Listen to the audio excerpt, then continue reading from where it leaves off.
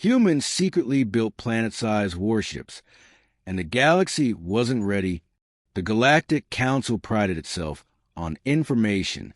They believed no species could move without them noticing. No fleet could assemble without their sensors detecting it. No weapon could be crafted without their spies whispering its existence across the void.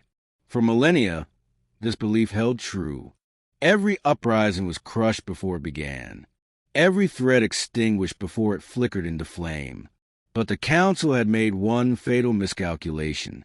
They underestimated the one species they never fully understood: humans.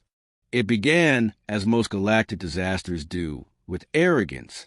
When humanity first stumbled into the stars, their world was classified as a death world, rich in resources but deemed too unstable, too violent for stable interstellar civilization. The Council observed their wars, their disasters, their endless capacity for destruction and survival, and decided they would never last among the stars. Access to hyperlanes was restricted. Trade embargoes were enforced. Diplomats delivered veiled threats wrapped in smiles. Humanity, they concluded, would break itself apart before ever becoming a threat. But the humans did not break. They adapted. They vanished from the galactic stage. For nearly a century, Earth remained quiet. Their colonies withdrew from trade. Their ambassadors fell silent. Their ships stopped docking at council ports. The galaxy moved on, assuming Earth had descended into chaos or isolation. Only fragments of rumors remained. Whispers of mining expeditions beyond the mapped regions, encrypted communications bouncing from forgotten relay stations, automated supply freighters vanishing into deep space. The Council ignored it. The galaxy was vast, and one primitive species could only hide for so long. They were wrong. The first sign came from the Rim territories, where exploratory fleets vanished without a trace. Entire squadrons simply stopped reporting in. No wreckage, no distress signals, no evidence of combat. At first, these disappearances were dismissed: cosmic storms, piracy, navigation errors. But the pattern continued. Then came the refugees. Isolated frontier outposts, their populations evacuated overnight, their infrastructure left untouched, but stripped of all records, all technology. The survivors spoke of shadows blotting out stars, of titanic objects drifting silently through the void, consuming everything in their path. The Council dispatched warships, scouts, and intelligence drones. What they found defied comprehension. A planet, that's what their sensors registered. A rogue planet, drifting beyond established space lanes. But this planet emitted artificial signals. It had structured surfaces. It generated power readings rivaling entire star systems. It wasn't a planet. It was a warship. The humans called it Atlas, nearly the size of Earth's moon. Atlas was not built. It was forged. The humans had hollowed asteroids the size of continents, layered them with armor kilometers thick, and integrated propulsion systems capable of bending gravitational laws. Its surface bristled with weapons platforms larger than most Council capital ships. Its interior housed cities, factories, shipyards, an entire civilization hidden within a mobile fortress. And Atlas was not alone. Moments after Atlas revealed itself, more followed. Titan, Leviathan, Ouroboros, Behemoth, planet-sized warships, each bearing scars on their construction, each pulsing with quiet, cold menace. They drifted together like a hunting pack, silent, patient, unstoppable. The Council's fleet, considered the most advanced military armada in the galaxy, was dispatched to intercept. It was a massacre. The Council ships never even reached firing range. The human warships didn't engage traditionally. They manipulated gravitational fields, bending space itself. Entire enemy cruisers were crushed under localized gravity wells. Frigates were torn apart by kinetic projectiles the size of skyscrapers, launched at relativistic speeds. Defense platforms overloaded, their energy shields collapsing under exotic particle bombardments. The human fleet advanced methodically, erasing resistance as they moved. Panic gripped the council. Emergency sessions were called. Threat assessments were revised daily, each more desperate than the last. Spies scrambled to uncover how humanity had accomplished such an engineering marvel in total secrecy. The answers only deepened the terror.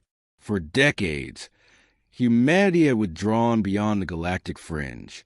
There, hidden among uncharted star systems, they had built, mining entire asteroid belts, harvesting rogue planets, enslaving physics to their will. Their technology had advanced in isolation, free from interference, free from galactic oversight. While the Council bickered in their marble halls, humans redefined the limits of warfare. Their weaponized planets were not symbols. They were declarations. The final blow came at Epsilon Vora, a Council stronghold, protected by 3 orbital defense rings, a dozen dreadnoughts, and planetary shield generators considered impenetrable. The humans arrived without warning, not in sleek ships, but with Gaia, the largest warship yet. It dwarfed Atlas. It eclipsed Leviathan, a hollowed-out super-Earth, converted into a fortress so vast that its gravitational presence distorted local orbits. The Council fleet opened fire immediately. Plasma beams, antimatter torpedoes, singularity mines. Nothing mattered. Gaia's surface rippled with energy barriers, layers upon layers of reactive shielding. Then came the counterattack. Micro-singularities bloomed across the Council fleet, swallowing ships whole.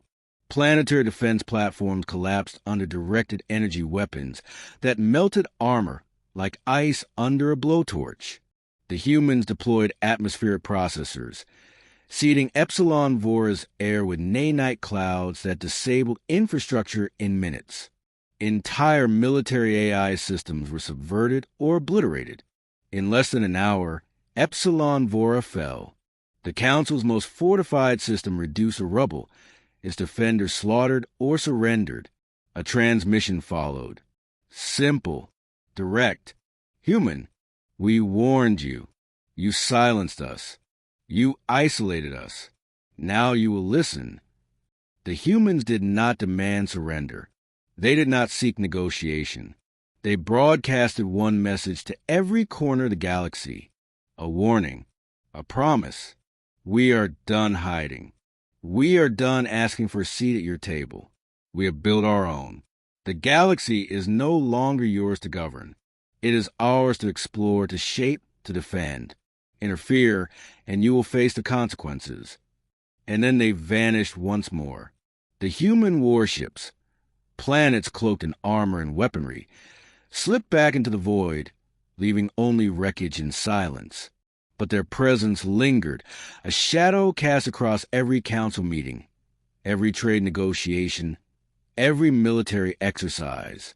The knowledge that somewhere out there, humanity drifted unseen, their planet-sized warships watching, waiting. The Council scrambled to adapt. Resources were diverted to defense research. Fleets were retrofitted, doctrines rewritten. But it was too late. The balance of power had shifted. No longer did the Council dictate the rules of the galaxy. Now, they lived under the silent watch of a predator they had underestimated for far too long.